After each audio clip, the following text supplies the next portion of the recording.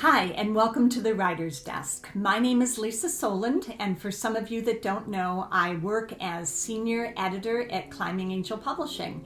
And today we have the great privilege of being able to talk about writing with one of our great writers, Dr. Dennis Davidson. This is his official first publication called Without Ceasing, and of course it's about prayer.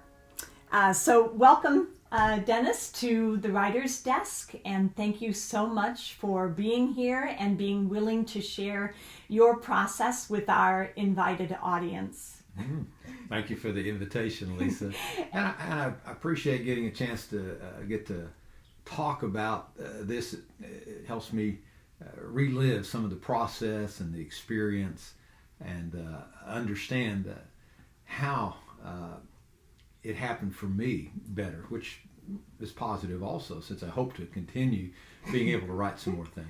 It's nice to have an opportunity to reflect back on a process that we were led through, I think. Yes, it is. Yeah, because it does help you move forward, I think, more effectively. Being a pastor yourself, you're used to writing something and then making it audible or preaching it or speaking it in front of an audience. Yeah. It's very similar. And for that, it's a little different kind of writing that you do, because your comprehension and the type of what you're communicating is different. It's not just carrying the audience with you with something that they want to hear, but it's informative. You're wanting to leave a positive result in their life that could influence who they are or how they're looking at things. Now that can certainly be your objective with the writer of books as well, but how is it different writing for a congregation versus writing for a reading audience? For me, it was the conciseness. If you have multiple opportunities to address the same audience, you can be more expansive about it, or you can look at different facets of it. When you're writing a book, for me, it was a limiting of my focus more. Consolidating. That's right. Facts, And instead of being so verbose or using so many words, since of course it wasn't an amplified work of fiction, this caused me to just cut down on some of the extra things that might be good, but that weren't mandatory. And the other thing is I knew that you're writing that if people going through that, despite the brevity of it, that there's always a chance to pull back and review. Versus if you're speaking to them, they don't have that. You have to review for them. Yeah, so when you're reading a book, you can always go back and read the same sentence if it was complicated, which editing your book, I had to reread some things a little bit. It's wonderful theology made accessible to the reader. And I find that that's a big part of being a writer. And the difficult part is getting rid of any superfluous information so that you don't waste your reader's time. Yeah. Prayer is a difficult subject, and anytime you're dealing with something that may be difficult, I think a thought process or working in your life, that if people are going to get through it, and there's a lot of small chapters, and that this was short enough so that you knew that if you just stuck with it a few more minutes, you could finish it, and boom, and then you had a chance to rest before moving on to the next of 30 chapters. Yes. And so the brevity, I think that aids to the allowing you to get through a difficult subject matter, and maybe a convicting subject matter, so we don't want to look into it, but it may be looking into us. But that you can get through that chapter. I don't know if I can get through the whole book or today or get another, but I can get through this one. Well, the chapters are literally between 2 and 5 pages. It can be something that you read while you're laying in bed, waiting to fall asleep at night. And you can get through it before you fall asleep, and then sleep with all of those wonderful thoughts. Right. Or it could put you to sleep, depends on where you're at. Or you could read it in the morning when you're drinking your coffee. Yeah, there you go. So what was the inspiration behind the writing of the book? Why did you want to write it? Well, when the Lord called me out of, I was working for a company, Levi Strauss, and he called me into the ministry. And so I knew I had tremendous needs. So it started an interest in prayer. And I'd heard people pray in church and had done some of that myself, pray. Like let me pass this test or get me through this day. That's right. Made this girl like me or whatever. But then all of a sudden I was thrown on in a different thing. I saw myself so inadequate to be what God had called me to be. After pastoring for 5 years here in the States, I went to the international mission field, went to Peru, and there people also, such as myself, wanted to connect with God, wanted to pray, Lisa, but there really wasn't the understanding of what should be done. There were some rote things that they could do, that they learned, to say some words, but to kind of give them a pattern, an outline, so they could move forward and advance and expand their prayer life wasn't something that they were able to. And the needs were so great, so overwhelming. There wasn't a lot that I could do to really help them out. And, I'm talking about economic needs or substance needs, just the problematic issues of health and all. And how do you find solution to those? Well, I didn't have the ability to give them the solution they wanted. I, could give a piece of bread or fish, but as the old cliche goes, it's better to teach them how to fish than it is to. And so this is what I began to develop some thoughts on prayer, and initially wrote them down in a foreign language, so it had to be simple, so I could get them across to people, and then help them in their own personal time with the Lord, help them develop, make that connection, so they could begin to receive from the Lord for themselves. They could request, receive, and then of course expand the focus of prayer in the different other areas, be it with praise or thanksgiving or confession, and just things that might not have been right there at the forefront of their mind. The needs were. Mm-hmm. And then after 11 years as a missionary, came back to the United States and pastoring again, and an older church that kind of stagnated in a way. And so I decided that, hey, if we could get their connection with God rejuvenated, stronger, mm-hmm. if we could build that up and expand that out, that I thought it would bring some freshness into their life, because their connection with God would bring Him more into their life, and therefore it would freshen their walk, their journey. But eventually it does lead to some peaks or elevated understanding and outlook on life, because you developed a deeper, stronger, uplifting relationship with the Lord God, and that allows you to see life from a different vantage point. Well, being a pastor yourself, I mean, you're concerned with your following or your congregants, mm-hmm. and now you're a pastor at Shenandoah, and most of the people there are at a different phase in their lives. Most definitely. Yeah. But overall, you're looking at the people that God is putting in your circle, mm-hmm. and your idea is, how can I help God sanctify them, mm-hmm. bring them closer to Him? Right. And gosh, I can't think of a better way than to help motivate us to become more steadfast with our prayer life. Yeah. I also had the privilege of taking a class, a 10-week class with Dennis at West Park Baptist Church. It was so great in a group study, I have to say. Yeah. To be amongst 12, 15 other people, and to listen how the book and their prayer life was being impacted by what you had written, mm-hmm. and by your leadership as a small group leader. Mm-hmm. What it did for me primarily is it made me aware of what I was doing right in my prayer life, but also how much further I could be going and I wasn't going there. One thing that you and your lovely wife have taught me is about the discipline praying for others. Mm-hmm. I mean, I pray for others all the time, but it's pretty quick, mm-hmm. And it's I would say it's not detailed, it's not regimented, it's not as disciplined. The book helps you put together a journal about about who you're praying for and what day of the week. Now, certainly, you don't have to go as far as the book leads you, but it's awesome if you can. Yes, right. It is. It is. And then the questions for reflection. You should do them.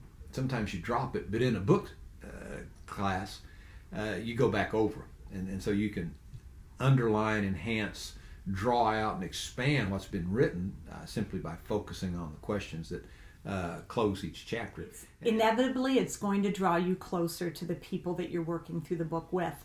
And if you do it by yourself, with yourself, it will draw you into a closer relationship with Jesus Christ. Yeah. And that's been part of the expansion of people getting the book. Somebody that has read most of the way or through it, then they are getting a copy to give to a friend or somebody they know that could use that. And so that's been good.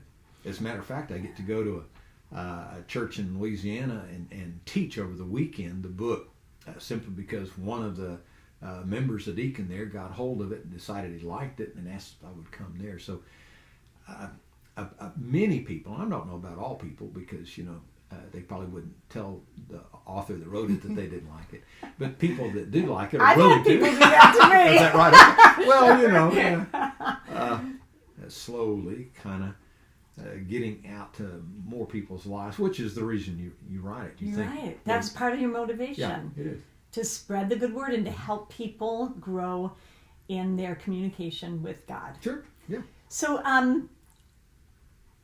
how does it feel as a writer to have your work published and to see the impact that it's making on the community that God has provided you with, the circle of people in your community? Well, I think you need that in a way. Some people need that. Hard work. It's good to see a finished project. If you're a builder or something like that, you see, okay, well, from nothing to this, and there's kind of and then people get to use it, and so there's reward in seeing something come to fruition. So having something published is kind of like, okay, all the frustration and the push that you did, now there's a finished product. There's a finished project, and it can be beneficial to people. I started out as a writer, as a playwright. That was my primary genre. And the lessons that I learned as a playwright, and all of you playwrights out there, you understand what I'm saying, that there is a process of bettering your material. And with the playwright, it starts out in a workshop, you develop it, and then when you go into rehearsal, you're rewriting, and then you have opening night, and you add the audience, and you rewrite even more from there. That same process I see applicable to writing a book, because you started out writing this book with your congregants in mind. Then you went to Peru, and you were wanting to help them improve or feel more energized by their prayer life. So that kept you rewriting and honing this book. Yeah. A lot of times, as an editor of a publishing company, writers approach me with a brand new idea. And they, of course, in their mind, not having been published before, they think that process can be so quick. But I want to ask you, how long was this book? You see, it takes, for something to be excellent, it takes time and discipline. And if you create the discipline over time, the product will be significantly better and ready for publication. How long did it take to see this through from the very beginning of the... Well, decades, and actually from concept to beginning to formulate it and then beginning to develop it into more of a book-like form is actually decades. Really, for me, God writes out of my life.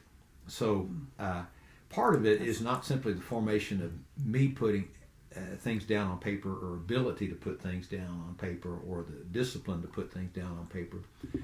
It's God doing something in my life so I have something worthwhile to put down on paper. you can't give up that you could be a writer, even though it's difficult for you to write. It always was for me. But I think that particularly when you're writing for God, He wants you to have something worthwhile to communicate. And for some of us, it just takes a long time for God to do a deep enough work, a valuable enough work in our life, or that Christ likeness to work its way out, so that we have something that just is valuable to communicate to others. Your goal was not necessarily to become published. Your goal was to help people. Yeah. And in the desire to help people, you created a product that could then go out into the world and help people beyond your sphere. Yeah. And I think that's important to remember. In a lot of my projects, my desire to help people has been more rewarding than any of my publications. Mm-hmm. And now this author, he doesn't necessarily have to write because he's already written. He's got a plethora of material. He has listed online 600 sermons that he's made available to people because in his heart, it's his desire, and I can say this about you, so you can't say it about yourself, but his desire is to help people. I mean, isn't that remarkable? And because of that, I feel that God is rewarding you. But that's another whole subject of another conversation. But I did hear yesterday that you're going to be leading another Bible study at West Park. Is that right? I am. The church contacted me and asked if I wanted to lead another study. And I like the fact that we had a small group last time, which allows you personally to interact and personally talk to the people there and find out where they are. And you can pour enough into their life that hopefully then they'll have a tool or an instrument to take it into others' life.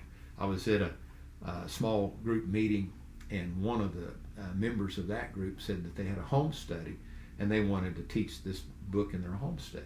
So it's that kind of tool too, that you if you got a weekend group or this is an instrument or a tool that you can use to throughout the class, that you can have a copy and then go through it together, and hopefully it'll help them like it helped our group.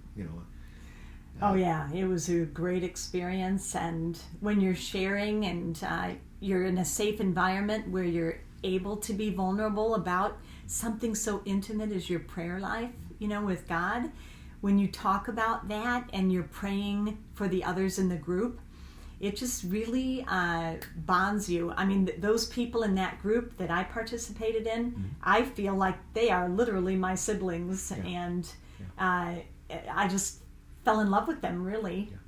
There's something about joining together in prayer, and I think it's not because of just two individuals even talking, but since God is there with you, there's this holy triune God in the group that does kind of knit hearts together. And then in a group, when you see the answers to prayers, and I was amazed and astounded how God answered prayers in our group, then you kind of say, oh man, this is working, this is worthwhile, I want to get more involved in this, and that begins to grow and multiply your desire to pray also with others.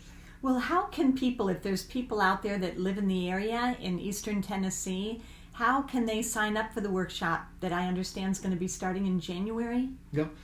West Park Online. You just go there and look for groups, and they'll have that group will pop up, one of the multiple groups there, and you would just click on that and it'll take you down for an opportunity to register for that. And minimal cost for the book, and so and the rest of it's just getting there and back. Showing up. Yeah, showing up. How much in life is just showing up? There you go. You show up, and all of a sudden, through the faith of the group, through the encouragement, support of the group, something begins to happen. Right. Yeah. And that's kind of God's part. Yeah. You do the logistics, and then God does the rest. That's what He does. Yeah, that's right. That's right. Are there a couple of tips that you can give to a writer that really is serious about trying to pursue a career in writing? Okay. Well, for me, it starts, of course, writing from who you are, writing from what you know.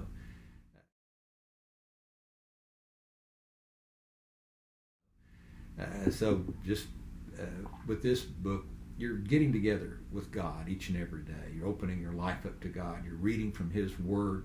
He's speaking to you. He's speaking into your life. He's connecting with you, and then you're going out and connecting with life. And so you get a different perspective, a wiser, more from God's understanding perspective as you walk through life. And that helps you develop, become the kind of person you need to be.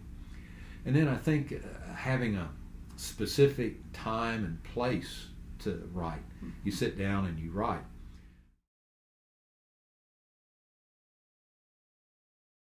And that might be difficult to do, but that's what the intent and purpose. So you've got this routine that I'm going to get at this desk and I'm going to write. And I write by hand sometimes. I write by computer at other times.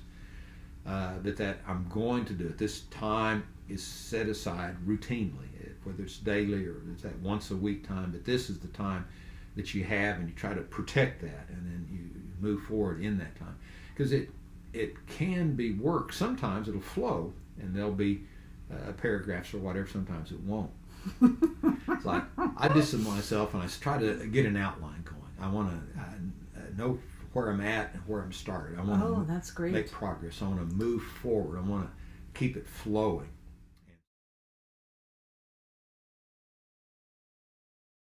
And so there are times that you may stall in a particular area or word or thought, but you want to pull through. So you want to just keep a flow like a stream or whatever, moving your thought forward instead of just kind of going down. And I can, it's kind of parenthetical thought maybe, footnote or whatever to delve into something that you feel like others might want to think about more.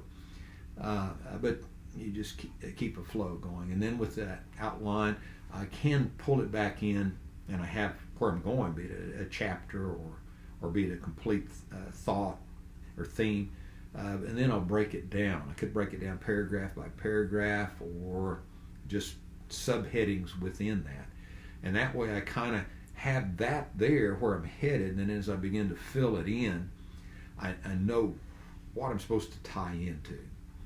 And then I'll just write as best I can. I'm not so concerned about the grammar or the thought or the transitionary sentences. I'm just concerned about getting something that I want to get down and out.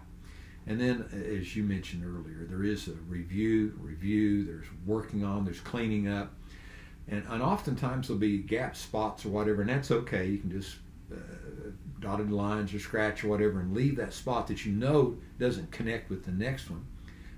But for me, sleeping on it, the subconscious kind of working through things, and maybe it's God just kind of, I know I need more information about this or a greater understanding about this, and God will just help me through it. So I come back at it again.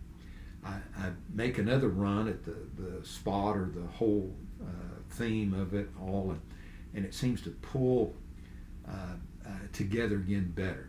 And it's just again and again and again, cleaning it up, looking at it, discipline yourself to read through it.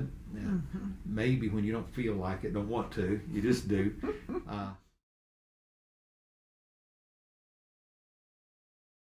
fortunately for me, since a lot of my stuff comes out, I need to have it for a Sunday, so to speak. I'm going to be using this material then. I've got to have it finished. You have a real deadline. Yeah, so it's a push. There's a deadline there to push. And then when you're writing, you may not have that same push, but your experience with the fact that I want to complete something, I want to move forward with it, and all that helps. It does.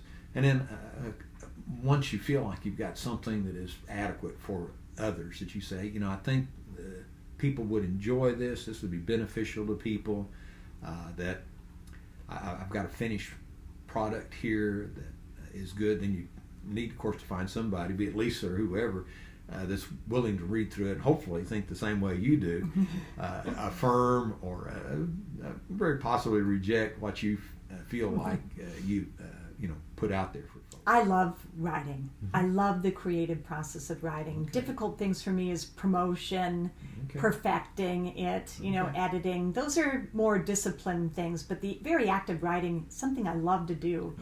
And I have found that when I love to do something, I keep doing it. And it's the act of continuing to do it that makes me better at it. Yeah. But I think that God plays into that, doesn't he? I mean, I am unique, to myself, like any writer is unique. But do you think that God gives us these loves and then the ability to pursue them? Well, of course, we're God's creation. So yeah, there's obviously that given, we can even call it natural ability that we each have. Some may be creative or whatever. And then, of course, life will hone it. Our environment, maybe our family or situations, school, it could be the type of work we're doing, kind of gives us an opportunity to expand, to try and do. And then, of course, the giftedness of God and His just work as He begins to shape us for what He wants us to do, what He wants us to become.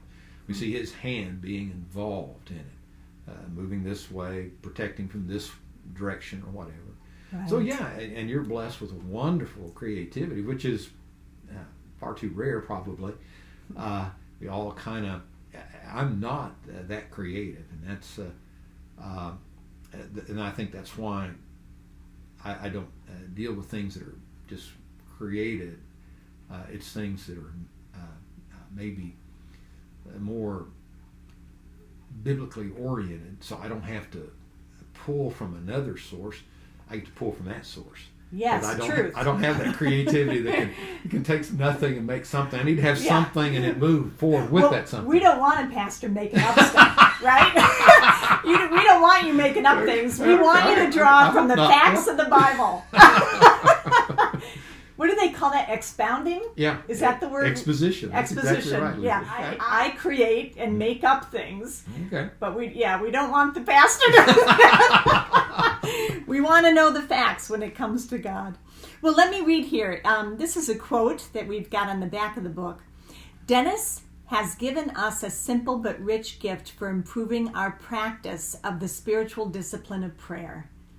Here's another one. Without ceasing is Christ-centered, free from tangents. See, I'm a tangent person. You are not. Free from tangents into psychological cliches, cultural cul-de-sacs, or self-help bargains. This guy that wrote this quote must be a writer. He selects really good words that sound good. Instead, prayer is presented as a human response to the divine grace, which transforms and redeems. You can buy this book on all the leading online bookstores, Amazon, Barnes & Noble, and even Target and Walmart are carrying it. And I have found, you might find something different, but Target and Walmart, you can still get the book in time for Christmas through a larger vendor like those. So it's awesome. If you want the book autographed, as this book is, it is my copy, so I better have an autographed copy. What you can do is email the publisher at climbingangelpublishing@gmail.com. If you want more information on the book, we do have a website, climbingangel.com. Quick other thing I wanted to mention is that Pastor Sam Polson's book, Sunlight, is also available. He's got, as you mentioned earlier, the gift of wisdom, and he's also a wonderful encourager. And that encouragement and wisdom shows up on the page in his daily devotional. And this book can also be purchased on those same websites. If you want a signed copy, you can also come to West Park Baptist Church, and they've got signed copies there and available. Dennis, congratulations on a wonderful book. Thank you, Lisa. Thank you, and have a wonderful day full of writing. Thanks.